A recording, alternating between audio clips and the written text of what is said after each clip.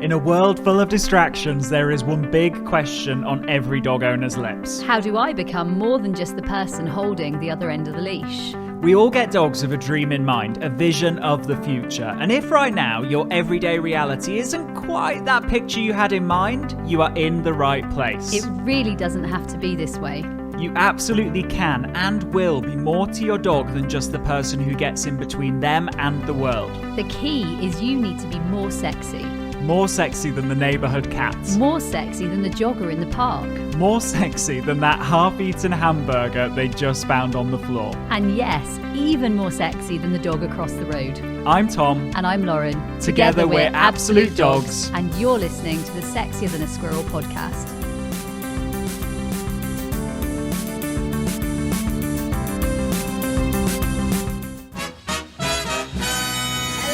And welcome to the Sexier Than a Squirrel podcast, the podcast that gives you real life results. And today I'm really excited to be joined. I love that Brave has the squeak in that moment. That Brave's also very excited in the background. I'm going to be joined by the wonderful Dan Tower, but I think it's Tower, right? We're gonna do Tower. Yeah, I generally go by Tower because it's a little more memorable. Most people have met several Dans. How many Towers have you met? So I generally go by Tower, but I will not correct if you say Dan. It is my name. Whenever I see you on a Zoom or anything like that, I'm like, it's Dan. No, it's Tower. I've got to snap out of it. So Tower, for everyone that's here, obviously for some people they'll have heard you here before and they will know of you, but for those that don't, I love that Brave has a squeaky toy in this moment. All over the world will understand why. Give it time and there will be Bagheera doing that. So here and Brave, what a team. It's a dog podcast. There should be dogs a part of it, right? So much authenticity going on right now. Exactly. This is real life. What do you do? What are you about? What do you do? Tell us a little bit about you. Yeah, for those that didn't hear previous podcast, go back and listen to it. I thought it was really good. No. But I am a dog trainer. I live in Northern California in the Lake Tahoe area in Truckee. I specialize in one-on-one sessions with clients, and I absolutely love connecting and working with people and allowing them to see the dog's potential. And I love when a person gets kind of that aha moment. Like I just had a client 2 days ago, and we met. They're dealing with reactivity, and then the following day, which would have been yesterday, they emailed me and was like, "This is amazing. We're already seeing changes." I love that sort of thing. So absolutely, that's me. You're a pro dog trainer, and you didn't always know that this was your route. So I suppose, when was the moment you realized that positive methods were changing everything you ever thought you knew about dog training? When did I realize that?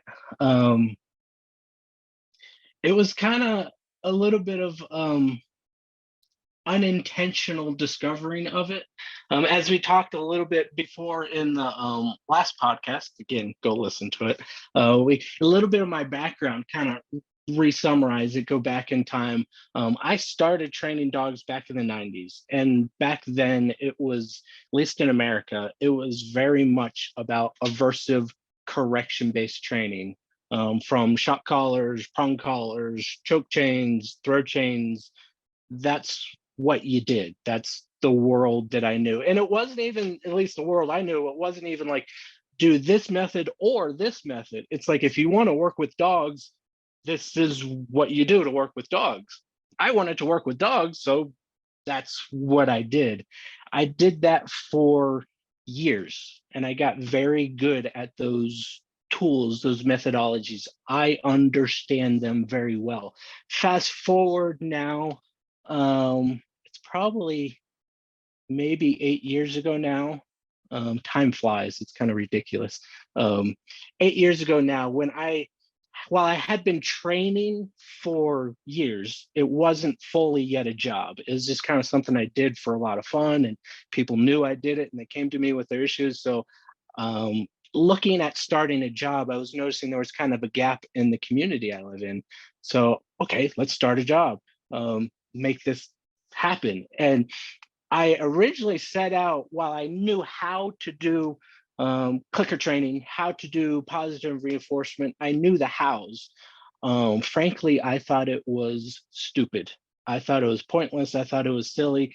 I thought positive reinforcement as a whole was for somebody who was too soft and too weak to be able to actually correct the dog and do training, in my thought, right.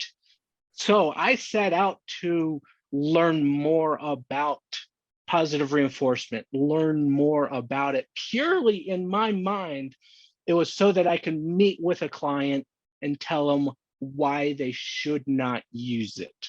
Because I needed to be educated about it and just not tell someone, don't use it. When So you think about that now, and like where you are now as a pro dog trainer, like literally it's completely changed, right? So how's games-based training transformed the relationship you now have with your clients, your own dogs, your life? Like, how has that changed? how it makes it fun. It gives you a framework of making it fun. It's not just making it up because I think this will work, but it's a proven idea. It's not just me out there on my own. Let me give this a try and see if this works, which to a degree was kind of what I was doing for years. It's like, well, I saw someone else do this, so let me try it. But it's games, it's a community of it. It allows me to connect in real positive fun ways with clients and allow them to have fun with their dog. I was working with a dog yesterday and we were doing some toy switch for the first time. And the dog was at first was like, wait, you're playing with me? And watching the client watch their dog start lighting up and have fun, that was so much fun. And the client was like, he's having fun. It's like, yes, yes. And to be able to share that joy that I love working with dogs, to be able to share that joy and see the client light up. Wait, I can play games with my dog and they can have fun and learn something. That is so much fun. So how has it changed? I think it's made it more fun. It's made the interactions more fun. It's not so clinical. Okay, you need to do this, then you need to do this, and you need to do that. No, let's have fun. Have fun with your dogs. And if you think about, like, if I go back and think, what's the worst thing I've done, or what's the thing I regret most, or what's the worst experience I've had in before I knew about positive dog training? Like, because I do think that, to put it out there, that actually we do have regrets as to how we train dogs, or we do have moments where we think, I wish I'd never done that, or I don't even know I'd want to admit to that. And I think my worst moment with Poppy was taking her to a reactive dog class, and the trainer, I mean, I've got a few actually, but this was one. The trainer said, we're doing a dog-dog interaction sort of scenario, and she's going to meet my huskies. And I was like, okay, she's going to meet huskies. This is not going to go well. Like, she doesn't like dogs that look different, let alone huskies. Like, they are big and different to her. And she had this like massive chain, and she just threw it in at her back legs, and Poppy screamed and legged it. And my next thought after then was that Poppy lost any growling opportunities. Like, she didn't take them. She didn't do any growling from then on. I didn't ever hear her growl or snarl. She went straight into bite. And she lost the warning signals, really. It just took all her warning signals away. And if I think about that moment when that happened, if I could take something back, I would take that back. Like, I mean, that was one I would never I'd never have gone down that route. I didn't know what I was putting myself into, and I was paying an expert to help me. And that was the way that I grew up in dog training. And I was probably about, let me think, I would have been 19 at the time. So I was really good at dog training, right? So that would be one of mine. How about you, Dan? Oh, she's one moment. That's a tough one because I had years of aversive training. I was the trainer that would have instructed you throw the chain. I know throw chains. I know how to use them. I know why she did it. I now know why not to. I don't know if I can really pinpoint it as to one moment, but I look back at it and understand, like, man, just my thought process of that you have to correct a dog to get the proper response. Because, like, as the aversive trainer in your example talking about Poppy, to a degree you look at it as like, oh, look, there's success, she's not growling anymore And she's running away. absolutely, like, look, pop the collar, it worked. But then, as you said, that it didn't, because she goes right to the bite. Yeah. And there's more often, I say more often, I haven't experienced truly, when I look back on it, aversive training that doesn't have some kind of negative fallout to it. No. And that's There is. explain for me, and this is me not understanding the brain, because I think in lots of ways here, our experience and my very first experience with a dog training class when I was, I don't know, must have been my first dog I had when I was 11. We had a family dog before that, but my first own dog. And Sure. to a clicker trainer, like my first trainer was a clicker trainer, like that's pretty cool. And then after that, I found differences. And I remember being with the first person that I've ever seen use an electric collar, and I was really shocked by an electric collar. Literally, I wasn't shocked, but I was shocked by the idea of it, because for me that made no sense in my head. Like, it made no sense at all. Just explain to me, like, where, and I know that that isn't where you are now, but like, where did that even come from? Like, what, like, it makes no sense to me. But then I haven't grown up in that community, that world, that dog training wasn't really, it wasn't our way of thinking ever. And to a degree, I'm envious of that, but I can't change my background, so I'm embracing it. Absolutely. Like you don't understand that. Awesome. Embrace your background. I do, so I can now, like I said, I set out to debunk positive. I can now help somebody and debunk the aversive. Kind of the mindset behind using a shock collar is, a lot of it is focused on, and it's very individual, so I'll be throwing a broad blanket here. But a lot of it is focused on stopping the undesirable behavior. Mm-hmm. Dog doesn't recall, dog pulls on leash, dog barks at the door. It's undesirable behavior. So we introduce a negative stimulus that stops that behavior. That's reinforcing to the human side of it, because it's like, oh, look, I zap the dog, I stimulate the dog, I whatever kind of verbiage you want to put to it to make it not sound as mean. It stops, quote, that behavior. And that's purely, really, that's what aversive training is focused on. It's stopping the bad behavior. We're seeing a new kind of trend in dog training. The term balanced trainer is very popular nowadays. I keep hearing that. Yeah, and it's somebody that will use aversives to stop a bad behavior, but then they'll also use treats to reward a good behavior. You can't have that. You can't have that, because you're going to get fallout from that correction. There's going to be fallout, and then you try to praise it. It doesn't work. There's negative fallout. For me, I tell my clients, change the questions you ask and you'll get a different answer. When we're just focused on stopping the bad behavior, sure, if that truly is your focus, yeah, why wouldn't you use aversive training? But that's really bad training. The other side of the question should be, what do I want to see this dog do instead? For example, so the dog doesn't recall. I zap, the dog recalls. Oh, this is cool. Well, instead of zapping the dog when he does that, what do you want to see happen instead? Asking different questions, you get different answers. And in those different answers derives a different way of approaching it. It's not just about the quick, do it now, do it now. It's a little more nuanced, and aversive training very much is about a quick do it. I zap the dog and the behavior stops. So he's lunging and barking at other dogs. I zap him, he stops barking. Look, it worked. It's very quick and immediate. And I still deal with clients, even though they want to do positive, they're looking for a fast response. I want my dog to learn how to sit now. It's like, well, whoa, slow down. What's going on? There's more going. Is the dog scared of the environment? If the dog's scared of the environment, teaching a sit is going to be really hard.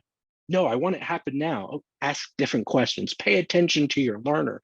In my experience, aversive training is very narrow-minded. It's about stopping the behavior.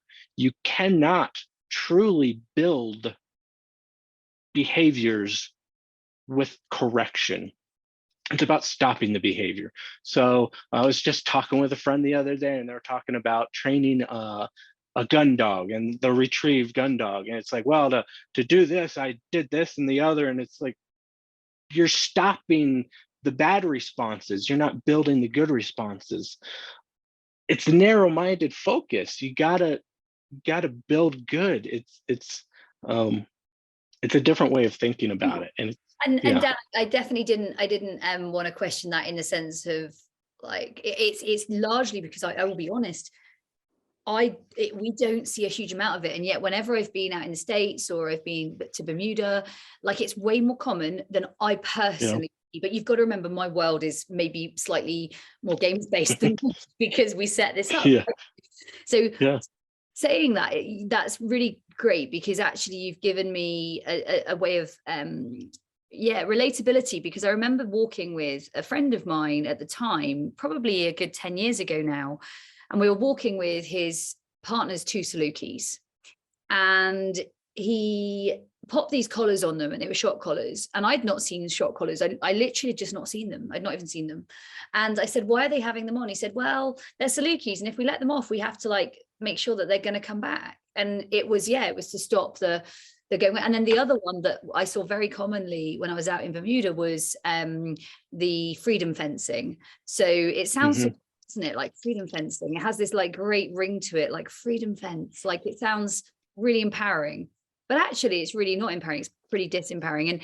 And so for me, I love how simplistic that is. It's about stopping something. You are stopping something, and you're stopping something quickly, and it's a quick fix. So listening to that, yes, that's potentially a quick fix. However, you pulled out probably my biggest concern, which is the fallout and the negative fallout that you might see from using aversives like that. And you possibly have seen them in your training career. I have even inadvertently seen things like one of my dogs got zapped by a fence, an electric fence. And for a long time after, that dog would not walk in that area, but that dog also wouldn't walk under trees because it was near a tree. So he decided trees were bad. He was very sensitive border collie. He was called Reef, really lovely boy. And he wouldn't go anywhere near trees, and he would not walk that place at all. Like just completely was done. And it was a sheep fence. It wasn't a fence. Like I didn't put nothing on him. Like it was a sheep fence. That in itself is an example of, that's an aversive. Sure, it wasn't intentional, but there's a dog a few years ago that I was working with that I came in after the issue had happened, a German Shepherd that was previous shock collar dog, and he was walking down the street one day and had an instance with another dog, and he got zapped. It happened to be by a fire hydrant. That's the same term you use over in England, but fire hydrant. He would not walk that street again. He would not walk past the fire hydrant. He had issues, and the owners were trying to force him into that. Thankfully, at that time, I was not an aversive trainer anymore. Otherwise, it'd been like, he doesn't respond, just correct him until he does respond. Holy cow, that's going to shut the dog down. The dog was already shut down. So it was a matter of first, ask different questions. Why doesn't he want to walk down that street?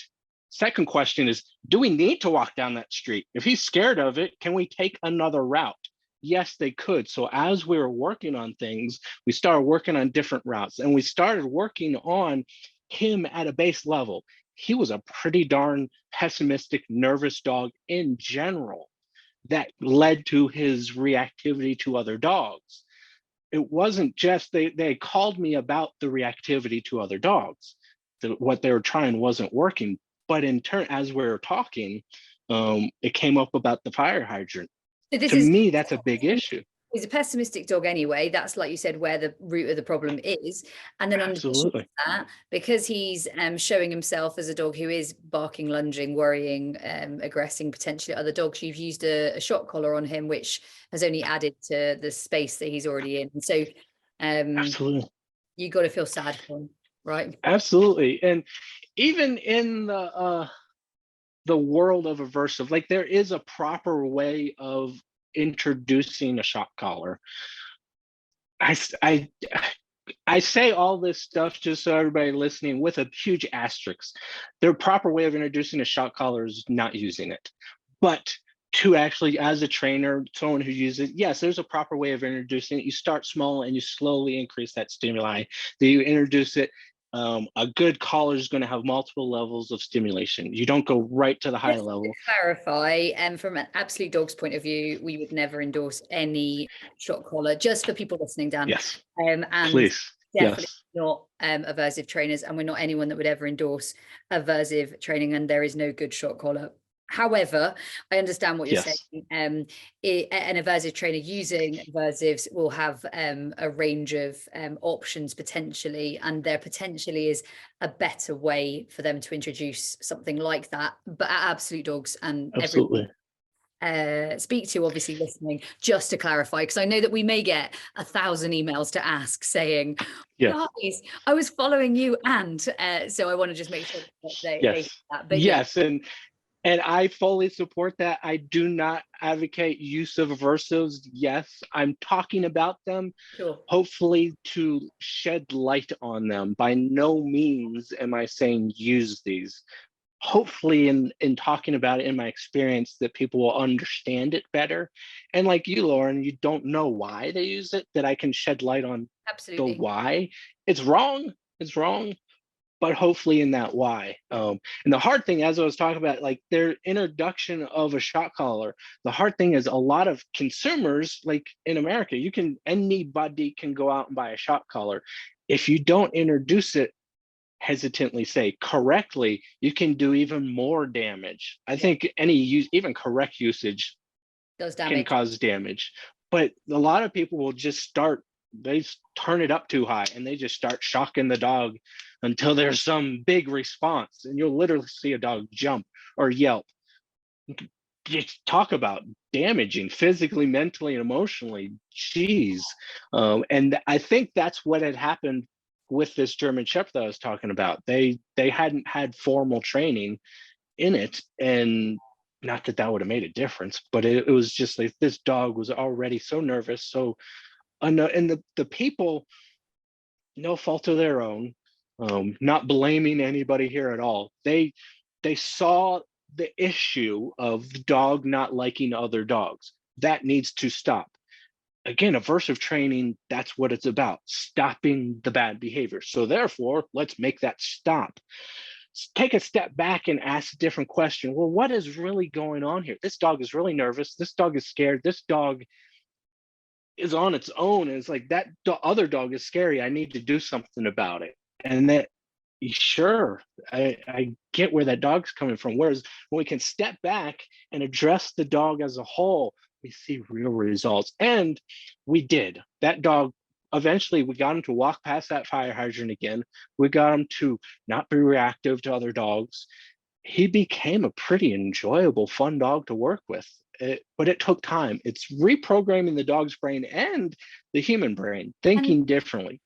And Dan, if you were thinking like if we were just to list some of the things that you might see as negative fallout or problems that might come from using an aversive, what type of things? So I'm going to start us off by saying exactly what I saw with Poppy, which was she lost her warning system. So there was like no green, amber, red. It just went like literally from green to red. So she was like, bang, here I am. Yeah. So lost her warning lights. How about you? What else have you seen? Let's just do a little. That absolutely. You guys talk about the dimmer switch, light switch. You tend to get more of a quick response into the higher intense negativity. And if you with corrections, you got to increase that correction level, and it's a helpless place to be. You tend to see, yes, you tend to see less warning signals and a faster negative response. You tend to see either a dog will respond more or they shut down and they just stop trying. Like, I don't know what you want me to do, so I just And I shut down. to see that and because I think that I've not seen aversives, but really what I mean by that is actually I've not seen like shock collars, but actually I've seen a lot of other aversives, and one of the others was noisy, like chain, not chain, like disc training, and using disc training to make a dog quiet and walk well on lead. And it got to the point that the lead would come out and the dog would leg it because the dog just want to go out. Like, I don't want to go through that experience again. Absolutely. Yeah, you're building a behavior chain. It's a negative behavior chain. Dog sees leash and dog's like, crap, leash is going to lead to bad things. I don't like that. That's not what we want. It stops the dog from thinking. It shuts the dog's personality down. That's one of the bigger unexpected fallouts that you often see. Even if the dog's really well trained and the dog responds on cue and does good things, in the training process, we're shutting the personality down. The dog loses their personality. The dog's not as free to engage and do stuff. Their personality is stifled because we don't want them making decisions. So they tend to kind of shut down. Oh, you said do this? Okay, I'll do this. Oh, you said do this? Do this. You didn't say do anything, so I'm just, you lose that personality. Agree, Dan. Like the more, and I've not really sat and thought about this, but the dog I was thinking then, she was quite a sensitive, worried personality anyway. And so her response to something like that was she really became very worried. Whereas some dogs will tolerate it much better than others. And I'm not saying that's okay. I'm saying that's why I think people can see it as working. So actually they tolerate it. And I think that's really sad. They tolerate it, but they tolerate it. Absolutely. That brilliant observation, that you tend to see that more so, that just like people, we have varying ranges of pain. We have varying ranges of emotion, different things. Everybody's going to respond differently to whatever happens. Dogs do too. And the dogs that are more tolerant, we tend to see, oh, it's working. What is it? Again, ask different questions, you're going to get a different answer. If you're just looking at stopping the bad behavior, it's a closed-minded thing. You're not getting the full response out of the dog. I experienced that with my older dog, Rue, who, when I first got her, she was one of the most shut down, scared dogs that I'd ever worked with. And I was using aversives at the time. She really changed the game for me. She started me asking different questions within the aversive training, that it was a matter of, how do I correct her nicely? Because she was already scared. Any kind of physical touch, any kind of leash pop, any would just shut her down. So I got nice in my corrections. Oh, look at what I'm doing. Oh, I'm becoming a better trainer. Yes and no. Yes, in the sense it started me questioning. No, was I was still using aversives, but the thing that truly really sold me is when I did finally switch over to positive reinforcement. Before that, with aversive, Rue became an amazing dog. She flourished. She was well trained. I thought she was awesome. When I came to positive reinforcement, and I started doing that with Rue, I did not think there would be any kind of a change, other than I'd have other ways to teach her how to do things. I started seeing her personality come out even more, and other people started seeing it too. She became more relaxed in her environment, which wasn't an issue that needed correcting. She became more engaging in her interactions with me. Again, I didn't think that needed to be corrected, but she settled in more, and she is truly an amazing dog. I am so thankful to have had this dog. She truly has changed my life. It is so much fun seeing that positive experience in that. And it's something I've seen too in other dogs that now I work with that have had that aversive background. We can pull that personality out. Oh my goodness, that is so much fun. You get a dog that's engaging, you get a dog that's thinking, you get a dog that, like I mentioned, the dog yesterday, the dog that's having fun playing with you. You get a dog that comes alive, not just, I said sit, so you sit.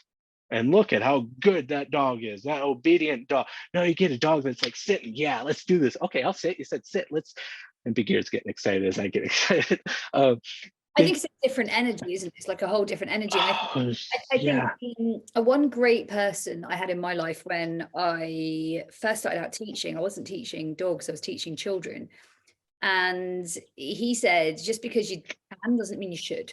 So just because you can use an aversive does not mean you should use an aversive, or just because you can get away with it. And I do think there are some dogs out there, like I think about dear Mango, like Mango would absolutely tolerate aversive training. And I remember seeing a video from her, the guy that owned the stud dog, and he sent me a retrieve, which I've not seen before. It's, again, this is not a method that I've seen here in the UK, but I might not be in the right world to see it. So I'm saying it's not here. I'm just saying it's not something I see. And he called it like a forced retrieve or a fixed retrieve or a forced hold. I can't remember what it is, but it's like a pinch to make them hold, or like a shock. Like they basically, if they let it go, they're punished. It's a different look. Like the whole look is a different look, but it still looks intense. But it's intense action. And again, it's focused on stopping the thing we don't want. In that case, dropping the bumper. It's like, nope, don't drop that. You get a correction if you drop that. I used to, as an aversive trainer, truly believe, and I would say it, that the best trained dog is the one who makes the most mistakes. Because when they make a mistake, we can correct that. If they don't make a mistake, how do I teach them what to do? I've totally flipped on that. My goal is to help a dog not make a mistake. If the dog is making mistakes, that's on me. It's not the dog. I'm teaching poorly. And I've experienced it hundreds, if not thousands of times with my clients and in my own dog's life. You don't have to make a mistake to know how to do it better. You don't have to correct the mistake to know how to do it better. It's a different way of thinking. Ask different questions, you'll get a different answer. I was desperately, literally just looking for Mango's the chap, because I do remember seeing just that video. It's just it was a different look, and I think it was a forced retrieve, or I can't remember the name for it, a force fix, something like that. And I just remember being blown away by, you shock the dog if he lets go. Like, it's such a different thing. Such a different thing. And if you don't know any better, you don't know any better. And as like you mentioned, meeting with the client in your early days, it's like, or the trainer, it's like, I honestly, I sat there thinking, and also I sat there thinking, I'm doing this for the good of my dog, because I want her to have a nice life. I want her to have a nice life. I want her to have more freedom. This lady says she can teach her to be nice to other dogs. I don't know what the hell to do with her. And the funny thing was, Dan, I was saying, I think I only realized this last night. I realized this last night for the first time. I have Easy. She is a 5-year-old border collie. And I just realized she's like Poppy reincarnated. I don't know. I never thought of it before. She's fast. She's furious. She's like really twitchy. She's like 0 to 100 in like that. She easily could be sharp with dogs. She easily could be reactive, chasey, mean. She is amazing. And I've never seen her do a single thing to another dog. Never, like not ever. And I can have her off lead in every environment. She has instant downs. She has amazing recalls. She literally is an insane nutter. And yet she is exactly the same dog as Poppy, but put in a lot of different situations and much more carefully. And Poppy was put in way too many, way too soon. Her brain wasn't ready for them. I didn't know what the hell I was doing.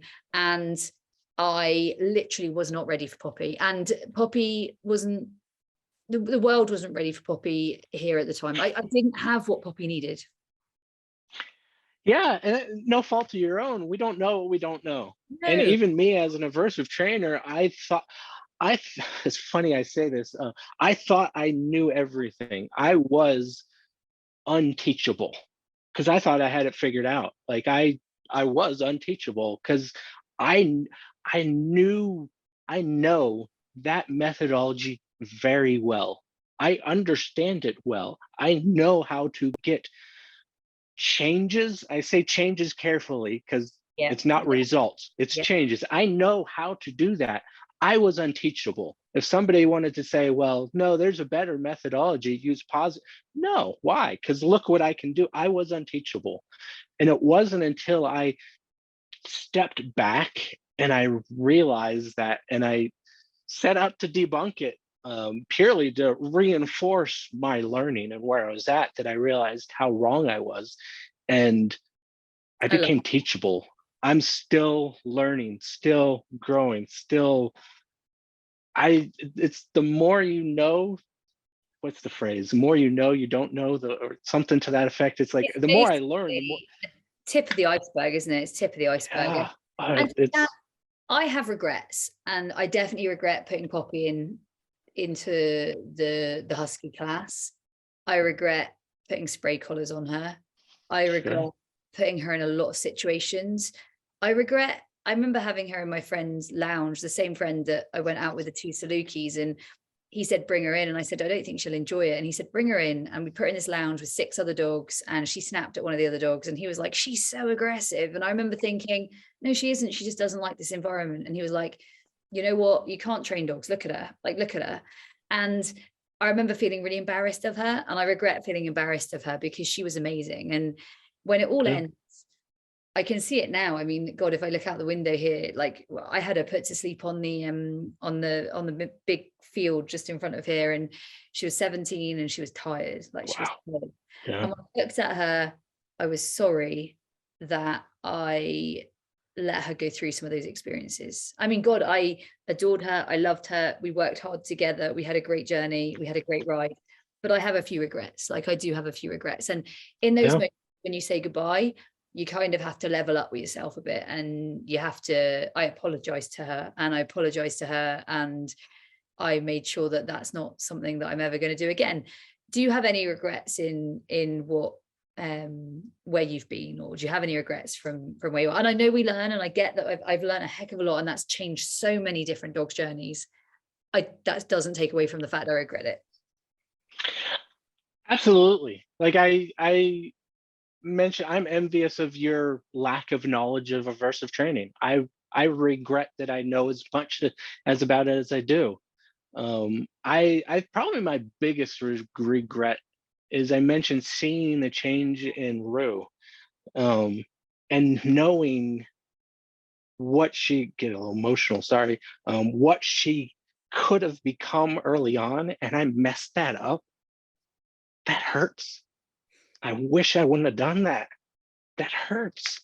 That's sorry. Um, I get it. I I did that to her. But the really cool thing is she still loves me. She still talks to me. She still adores me. I messed up. That is easily my biggest regret that I did that to such an amazing dog. Like, The cool thing is, why? you have her, right? Like you have her, and so, Ah, um, yeah, I know when I lost Poppy, I kind of said to Poppy, I wish I'd given her more roast dinners. In the UK, we have roast dinners. Like we have roast dinners, and they're like a Sunday thing. And Poppy loved them. And I really wish I gave her more roast dinners. So you get to give Rue as many roast dinners as you like. You get to do the best game, absolutely. play the best games, and you get to share this message, right? Because Yeah, you got time. You got time. yeah, yeah. And so yes, absolutely. It's embracing what I have in the future life. She just turned 11 in February. Hopefully, I've got another 10 years with her. Who knows? But I want to embrace that and enjoy that and live with that. I cannot change the past. That's not gonna. I can't.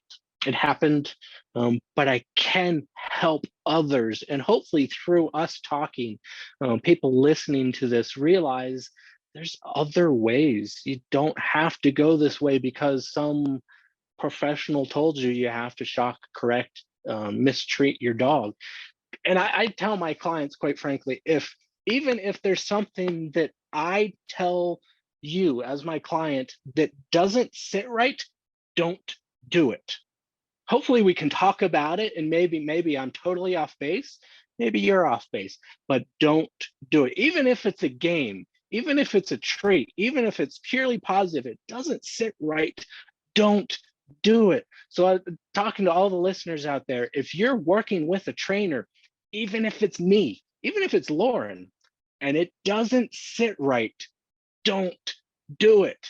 Talk to us and discuss, hey, this doesn't sit right because, cool, we might be totally off base. We might have missaid something and not even noticed. Talk to us. You might be off base and not understand whatever, but don't do it. Don't put your dog in a compromising situation because some professional said to do this. Just don't. I'm pretty confident that I'm not putting people in that situation now, but still, I have in the past, so I want to give people that full permission. Don't listen to me if it makes you uncomfortable. It's like don't do it.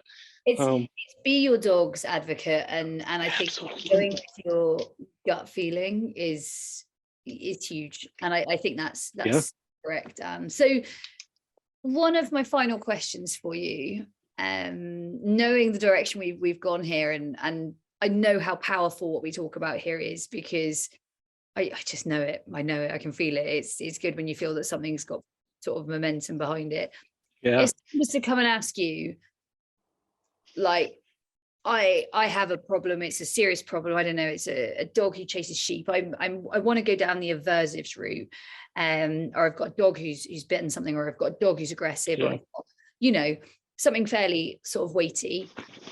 I want to go down the aversives route, and I know that there's other routes. What advice would you give someone who's kind of in a difficult space? And I know obviously we can't advise people directly on problems on a podcast. That's just not cool.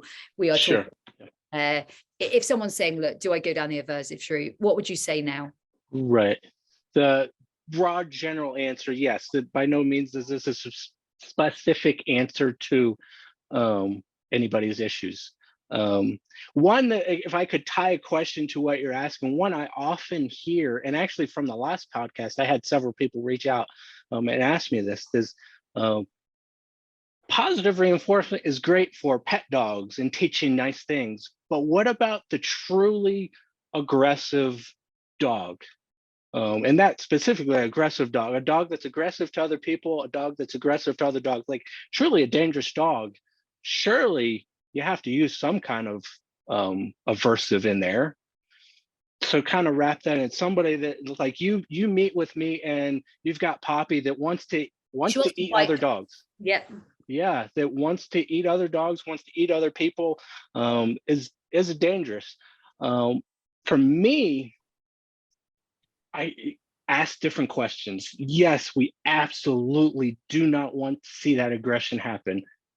No kidding. But why is this happening? What is going on? If we ask different questions, we'll get different answers. And what is the problem, really? And what the problem is really is that Poppy is scared of other dogs. That is the real Poppy is scared of dogs.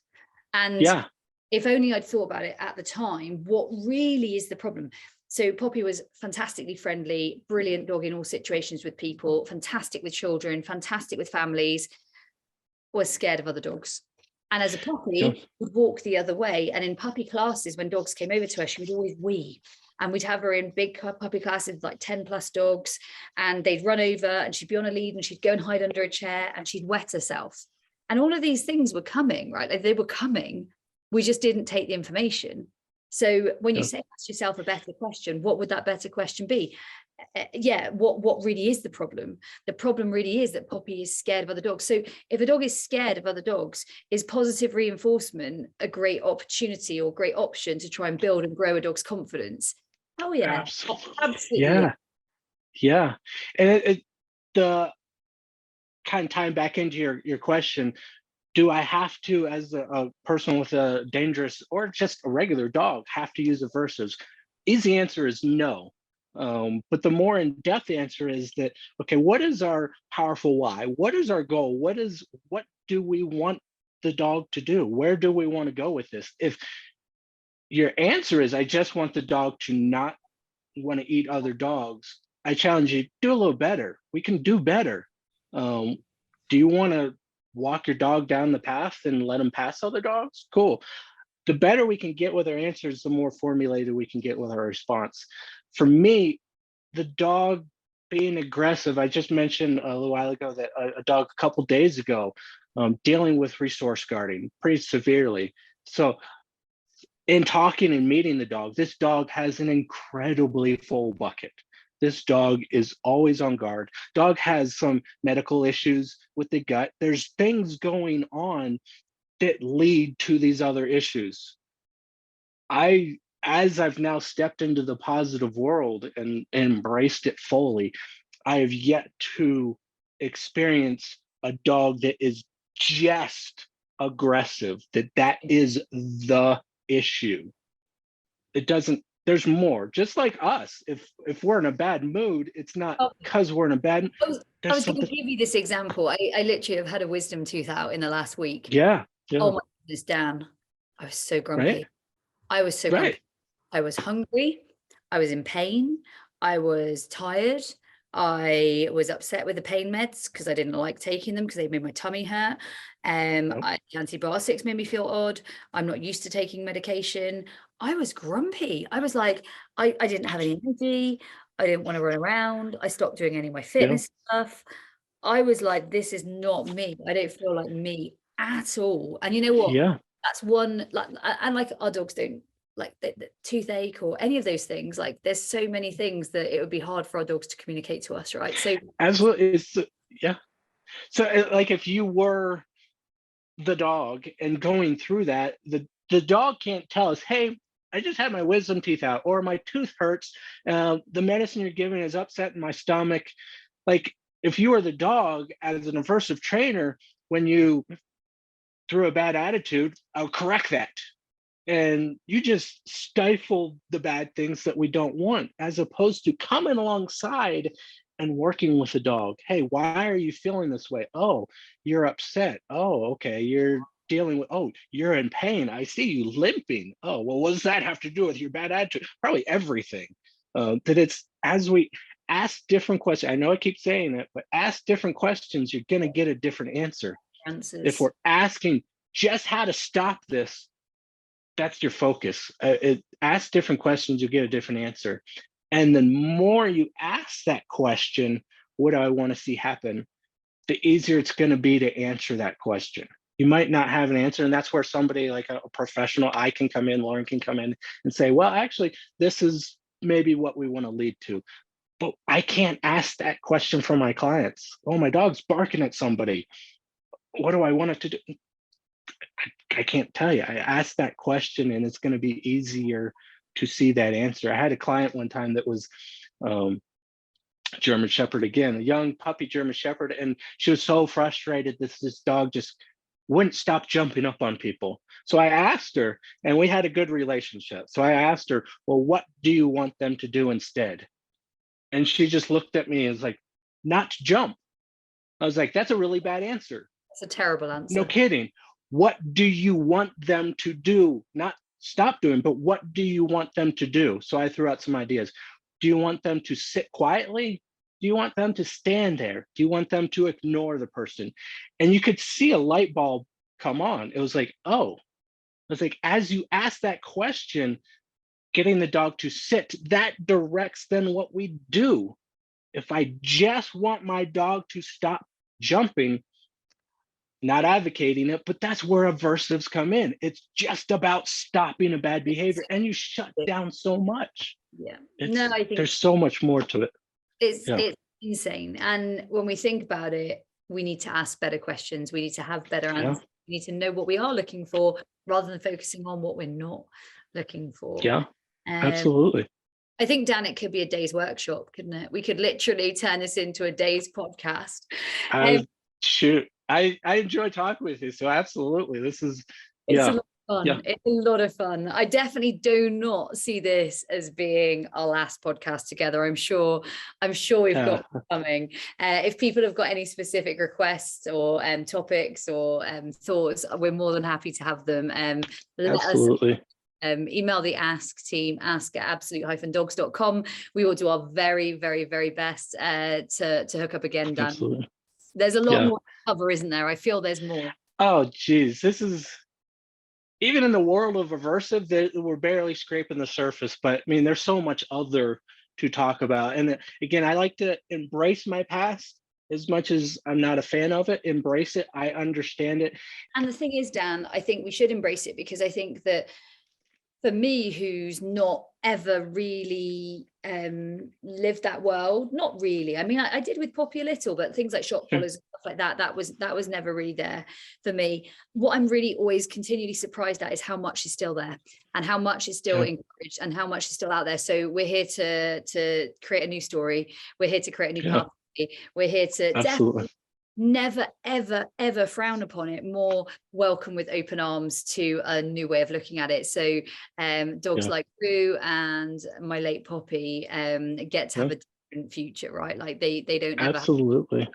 So And it's kind of a little jumping off point there. You kind of lead it into it. One of my biggest hangups as an aversive trainer for changing over to positive reinforcement might surprise you, but it was other positive reinforcement trainers.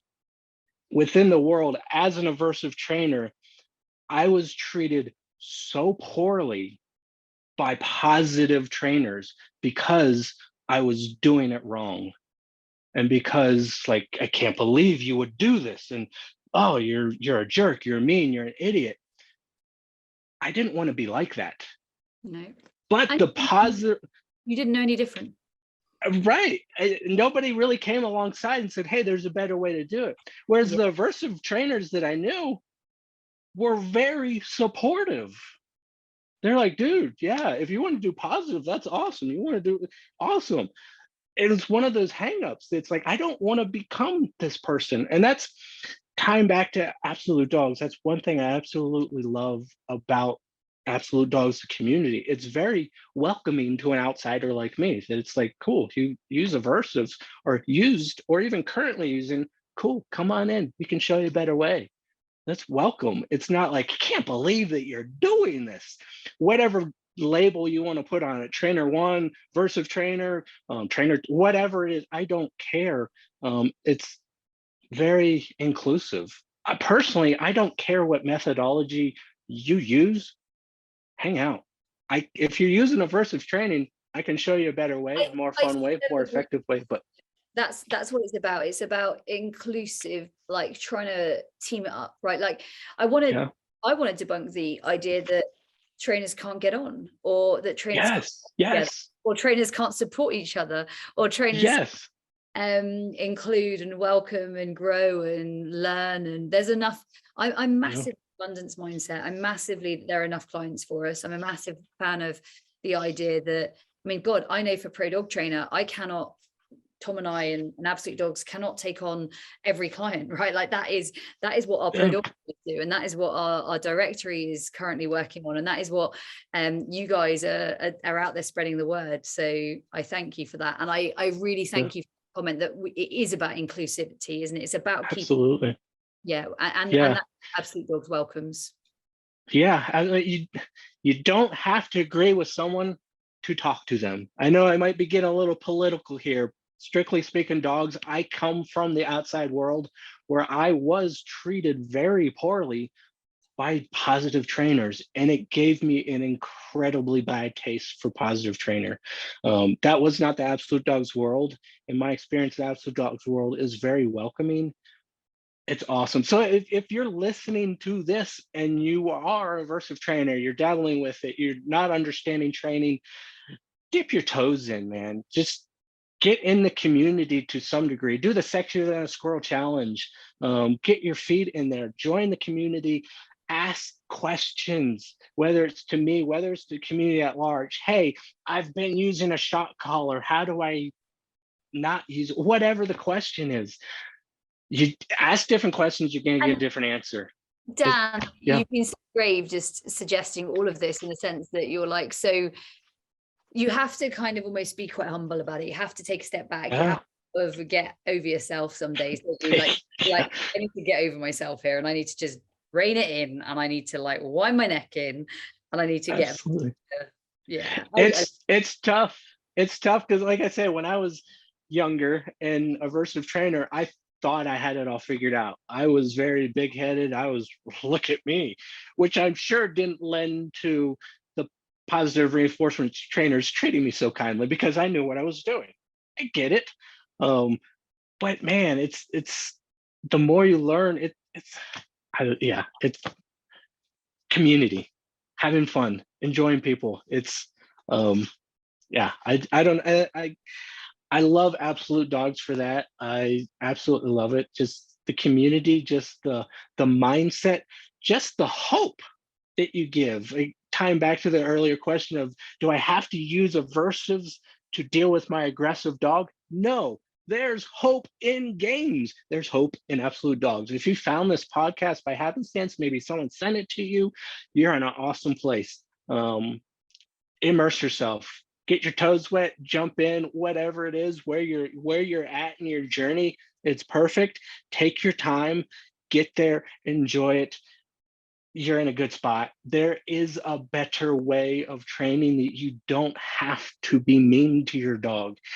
You can enjoy your dog. Your dog can enjoy you. You can have fun with your dog. It is possible. Even for that highly dangerous, mean, aggressive dog, there's hope. You can be nice. You can enjoy your time together. It's welcome to Absolute Dogs. This is a great place. Hang out, enjoy it. I turned into a commercial here, but you are crushing it. Yeah. You're killing it. I'm so proud to have you on board. Tower, Dan, I call you both. I kind of flip between. Absolutely. I am, like I said, I'm excited. We're going to have some more, I'm sure. And absolutely. Yeah. Know that this is going to great places. So that was this episode of the Sex and the Squirrel podcast. I literally cannot wait to hear what you guys think of it. And I know there's going to be a lot of responses. It's an emotional one, Rue, Poppy, and the journeys that we've been on. And I really hope that it gets the ripple effect it should, which is pass it to anybody who may be considering aversives, using aversives, wants to work out their dog training journey, wants to understand a bit more, would like to reach out to Dan, to the ASK team, to any of us. Guys, we will see you next week in next week's episode of the Sex and Squirrel podcast, which is going to be insane. And remember, stay sexy. Woo! Stop right there, Game Changer. We have something very exciting to tell you about if you struggle with stressful walks right now. So pulling your dog, yanking your arm out of its socket, just basically it's painful, right? Now, it's a struggle that you want to transform. You want to go from pulling on lead like a train to loose leash walking prince or princess, and we've got a solution for you. It is just £27. It's a mini course that literally is going to be your zero to hero of loose leash walking. Day by day, we're going to be showing you the games and skills and strategies that you are going to need to implement to transform your dog's leash behaviour in the next 2 weeks. This is a complete package. You get to keep it for life. Yes, for life. And it's just £27 to you. Access it anywhere, keep it for life, no equipment required, and all you've got to do is go to absolutedogs.me/stop pulling. And yes, it is just £27, Game Changers.